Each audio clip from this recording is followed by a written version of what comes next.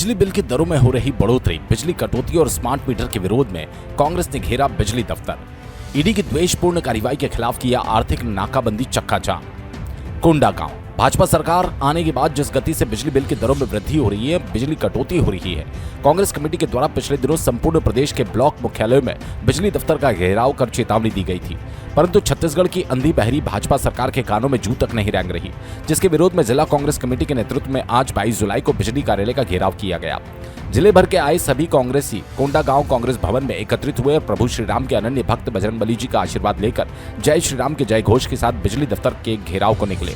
पुराना विश्राम गृह चौक में पहुंचे ईडी द्वारा द्वेषपूर्ण भाव से कांग्रेस नेताओं और उनके परिजनों को फंसाने, जेल में बंद करने के विरोध में आर्थिक नाकाबंदी चक्का जाम किया। घंटों चक्का जाम हुआ। नगर के घड़ी चौक होते हुए बिजली दफ्तर को घेरने पहुंचे, जहां पर पुलिस प्रशासन द्वारा लगाए गए बैरिकेड्स को तोड़ने में कांग्रेसी सफल रहे। वहीं महामहिम राज्यपाल और मुख्यमंत्री छत्तीसगढ़ शासन के नाम ज्ञापन एसडीएम को सौंपा गया। 2.25 साल की सरकार छत्तीसगढ़ में हुआ है और 2.25 साल के अंदर में पूरी जनता परेशान हो गई है। बिजली बिल की आप देखेंगे वृद्धि इतना ज़्यादा हुआ है कि आम जन परेशान हो गया, रोड में आ रहे हैं। ये जो भीड़ आई है आज केसकाल से, कोंडागांव से, इसका एक ही रीजन है कि यहाँ लोग परेशान हैं, किसानों को खाद नहीं मिल रहा है, बिजली बिल की वृद्धि हो रही है।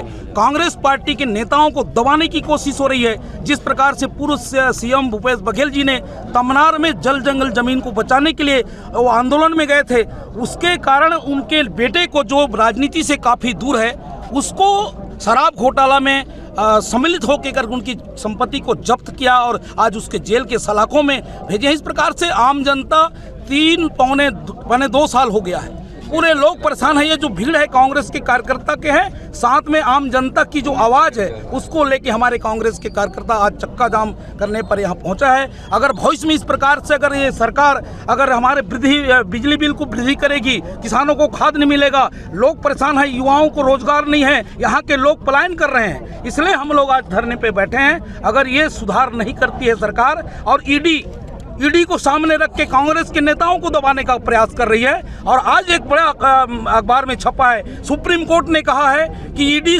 आप ज़्यादा इसमें इन्वॉल्व मत होइए, इसको टिप्पणी किया है। तो ये इतने बड़े ईडी के लिए बहुत बड़ी बात होती है। अगर उसको शर्म ईडी को है तो इस प्रकार से व्यक्तिगत रूप से दुर्भावना से इस प्रकार से कार्रवाई करती है, ये ना हो इसलिए हम सड़क पे आज बैठे हैं।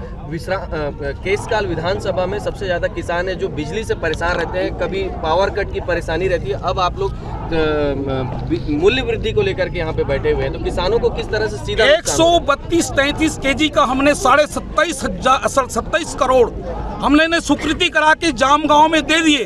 1.5 साल हो गया, वहाँ के स्थानीय जनप्रतिनिधि, वहाँ के विधायक, वहाँ के सांसद उसको चालू नहीं करा पा रहे हैं। ये तो शर्म की बात है, इनको तो डूब मरना चाहिए। इनको तो हम लोग कंडील लेके आने वाला समय में वहाँ पर जाएंगे और खोजेंगे कि सांसद विधायक कहाँ पर हैं। दूसरी बात मैं ये कहना चाहता हूँ, आज केसकाल से विश्रामपुरी की सड़क कितनी खराब हो चुकी है कि खेत में रोपा नहीं लग सकता, लेकिन सड़कों में रोपा लग सकता है। ये कंडीशन है अब 2.25 साल की रमन सिंह साय सरकार और नरेंद्र मोदी की सरकार में। और निश्चित तौर पे जो आज जो भीड़ दिख रही है, ये आने वाला में और बढ़ेगा और सड़क का लड़ाई लड़ेंगे। और हमारे नेता सदन में भी इसकी आवाज़ को उठा रहे हैं और हम लड़ते रहेंगे और जीतेंगे। मीटिंग की गई थी, किस तरह का प्रदर्शन? देखिए, विष्णुदेव साय जी या नरेंद्र मोदी जी की पुलिस हमको रोक नहीं पाएगी। हम आम जनता की लड़ाई लड़ रहे हैं। छत्तीसगढ़ के उपभोक्ताओं बिजली कटौती से लेकर बिजली बिल में बेतहाशा वृद्धि के विरोध में आज हमने बैरिकेड तोड़कर बिजली ऑफिस को घेराव किया और हमारे जाबाज कार्यकर्ताओं के मेहनत से हम सफल हुए। हम विष्णुदेव साय से मांग करते हैं, छत्तीसगढ़ में सरप्लस बिजली है, यहाँ के आम जनता, यहाँ के उपभोक्ताओं को उसका लाभ मिलना चाहिए, किसानों को लाभ मिलना चाहिए। कोंडागांव से दीपक ठाकुर की रिपोर्ट।